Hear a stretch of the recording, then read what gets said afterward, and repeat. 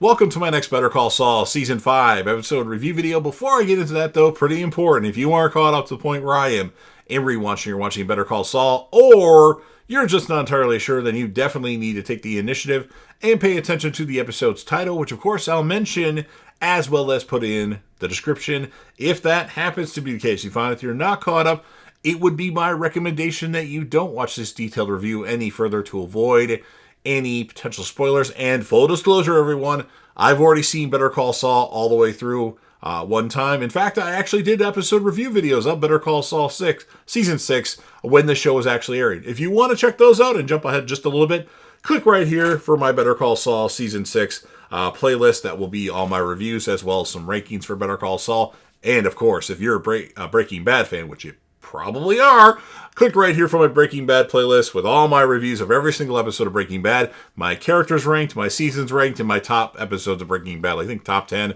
So if you're a fan of this franchise, Breaking Bad, Better Call Saul, click on those videos to see other content. But Better Call Saul, I think it's a really solid show. It's not quite as good as Breaking Bad, but I think Better Call Saul is easily a top 12 show for me of all time. Right now, as it stands, Breaking Bad is number 3 for me, but Better Call Saul could be as high as 6. First 3 seasons, I think, were really good. Season 4 dropped off a little bit, and Season 5, it's not as good yet, but it might be better when the season ends. I don't quite remember everything that happens in Season 5, but I know Season 6 had some really crazy moments. But just want to revisit the show and let it resonate and do detailed reviews for all of you. So with all that said, this will be Better Call Saul, Season 5, Episode 4. The title of this episode is called Namaste, and this will be my review reaction recap after just finishing watching the episode. So we start with Jimmy entering a thrift shop, and he looks around for large and heavy objects that he can throw.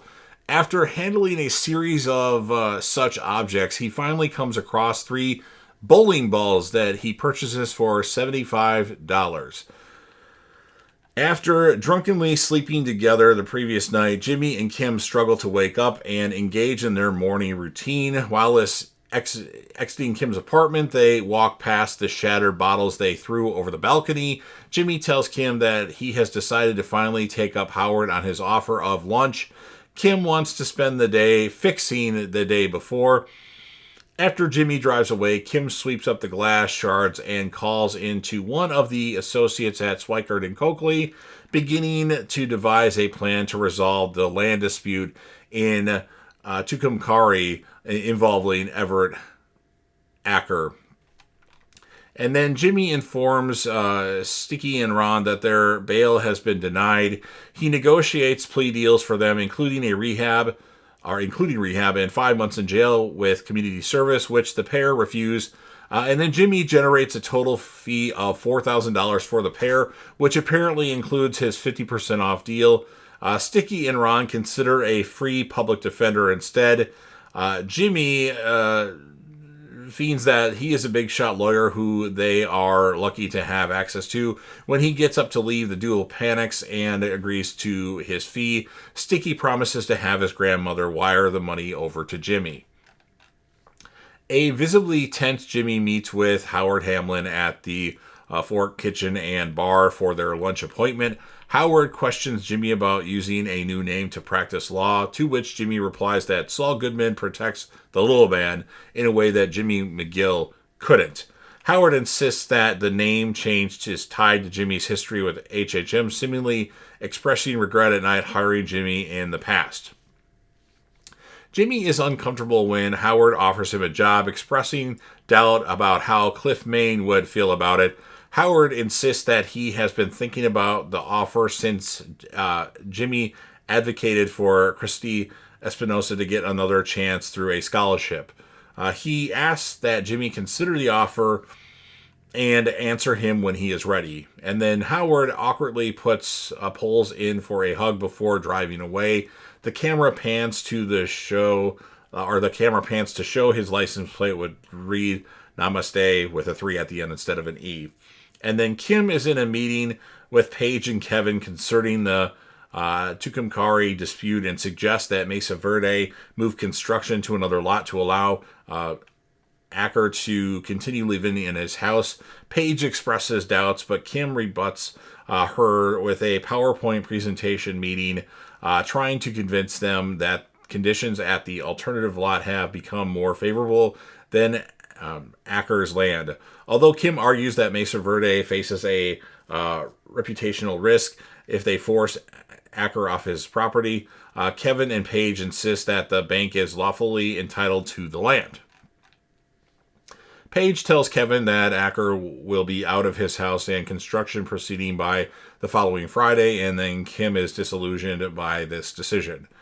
Mike pulls up to Stacy's house to look after Kaylee, only to learn that Stacy has hired a sitter for the day. Mike offers to apologize for losing his temper at Kaylee, but Stacy says that Kaylee has already forgotten the incident. However, Stacy is worried that something is going on with Mike emotionally and tells him that he cannot babysit Kaylee that night.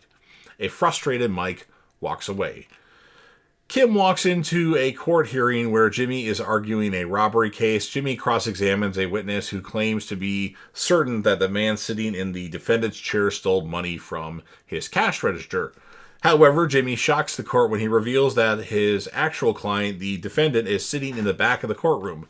Angered, the judge hastily adjourns the hearing and summons Jimmy to her chambers.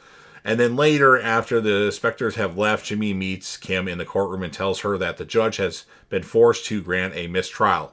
Kim is impressed with Jimmy pulled off the win, asking him if he could do her a favor concerning her case in Tucumcari. And then at Los Portos Hermanos is closing for the night. Gus waits by the phone and vents his anxiety by making Lyle clean the fryer. Meanwhile, Hank and Steve Gomez lay in wait for the final dead drop and engage in humorous conversation about the origins of the word culvert. A suspect approaches the drop and collects the money before attempting a getaway in his car. Hank drives through the culvert in an attempt to intercept the suspect. Hank's plan seems to have worked, but the suspect, suddenly leaving the drug money in the car, runs away on foot. The DEA agents continue to search the area to no avail. The suspect, one of Gus's subordinates, is escorted out of the area in an SUV by Victor. Gomez counts $700,000 from the drop, but Hank is dissatisfied with the fact that the big shot dealers are still out there. Gomez reminds him that 3 suspects are in custody and Crazy 8 is back on the streets as an informant. Despite his misgivings, Hank cheerfully addresses the DEA and the APD officers who helped them to a bar to celebrate. After receiving word from Victor that everything went according to plan, Gus finally allows Lyle to go home. Jimmy lets himself onto Acker's property and greets him at his front door using a picture of a man fucking a horse, with the man representing Jimmy and the horse representing Mesa Verde, to persuade him to let Jimmy act as his lawyer. And then when he leaves the property, Jimmy calls a thankful Kim to report that the development. That night, Jimmy drives to Howard Hamlin's house. Donning gloves, he throws the bowling balls he purchased over Howard's gate. 2 of the 3 successfully hit Howard's Jaguar, denting the hood and smashing the back windshield, and then Jimmy flees before a shocked Howard Hamlin emerges at his balcony. Mike is walking home and sees some gangbangers who tried to attack him previously, and then as he walks by, they follow him and begin to mug him. Although he tries to put up a fight, punching one in the throat, headbutting one, and kicking one in the crotch, Mike is soon stabbed in the abdomen and blacks out. After an intermediate amount of time, he wakes up in different clothes and a new location. He emerges slowly from bed, still in pain and very confused about his new surroundings. The camera gives us an overview of Mike's location, a rural compound in Mexico, and that's what ends this episode of Better Call Saul. So I must admit, I was a little sleepy watching this. In fact, not like I was sleepy going into it, but I just kept dozing off during the episode, so it took me about 2 hours to watch this 50-some minute episode. I've watched everything. I had to go back and, okay, this is where I last left off at, but it was okay. I'll give it an 8.2 out of 10 because it had some developments.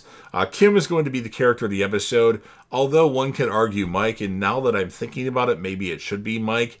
So, but I gave it to Kim for some reason. I don't know why, but yeah, it was all right, but a little boring. Season 5 thus far, and of course, keep in mind I'm a little bit farther ahead at this point. So you've heard everything that I had to say. Now it's your turn. If you're a fan of Better Call Saul, Breaking Bad, or El Camino, Breaking Bad movie, and you want to help me out with the YouTube algorithm, please don't forget to Hulk smash the like button. Share the video with a friend. Put this video on any one of your social media platforms. Don't forget to sound off in the comment section about what your thoughts are on this episode of Better Call Saul. What would you rate the episode overall? Who would you give the character of the episode to? Anything else that you want to add? Make sure that you do that in the comment section. Let me know what you think a better show is, Breaking Bad or Better Call Saul. And then last but certainly not least, well, actually, I should remind you, click right here for my Better Call Saul Season 6 content, if you've already seen all the episodes, and my Breaking Bad reviews and everything right here. And then last but certainly not least, don't forget to hit that sub button. You're watching the video anyway. Subscribe to the channel, join the team, show your damn support, and be a part of something special. And you never know what you're going to see on JDevTV.